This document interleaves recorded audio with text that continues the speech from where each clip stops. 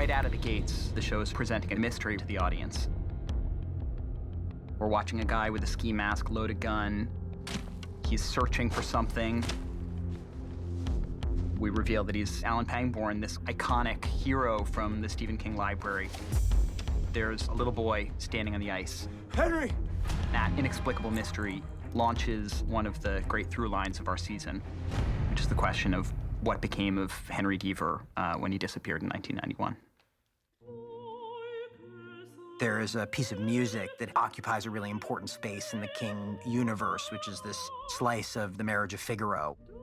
You don't fully know kind of who your main character is often until a little bit later. And that's actually something that Stephen King does a lot in his books. When we meet Cary O'Quinn, there's a natural tendency to presume that we're going to be following him throughout this series, except obviously he makes a fairly fateful decision. Stephen King fans may notice that the radio station he's listening to is the radio station in Maine that is co-owned by Stephen King himself.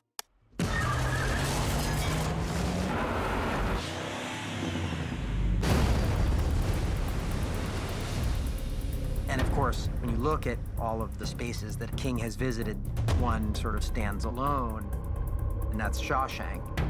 The questions and themes of crime and punishment and prison that Stephen King has sort of returned to again and again in his work were at the forefront of our minds. One thing that was interesting and exciting for us was choosing a prison that felt like it was really a part of a community. To find a place that feels like it has history, a place that feels like it's scarred by decades and centuries of disaster. We wound up shooting in a prison in West Virginia that haunted us when we saw it.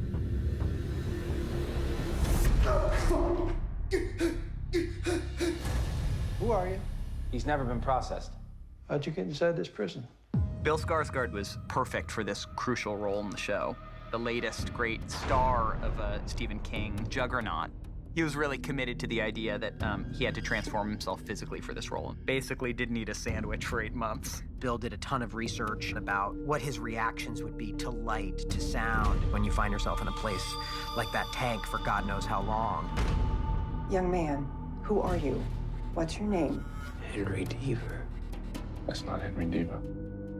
We find Henry in the most surreal setting we could possibly find him in, staring into the jaws of this primordial reptile, which suggests a guy who finds himself drawn kind of inextricably toward monsters of one kind or another. We love the name Doc's Lizard Bowl, but originally that site was called Jungle Land, which is named after the Bruce Springsteen song, which is the origin of both the title and the epigraph to The Stand. A little Easter egg for fans that unfortunately was yanked out of the show. By the end of the first hour, we may have some questions as an audience about whether the kid is an innocent victim or whether he was locked away in that tank for a very good reason.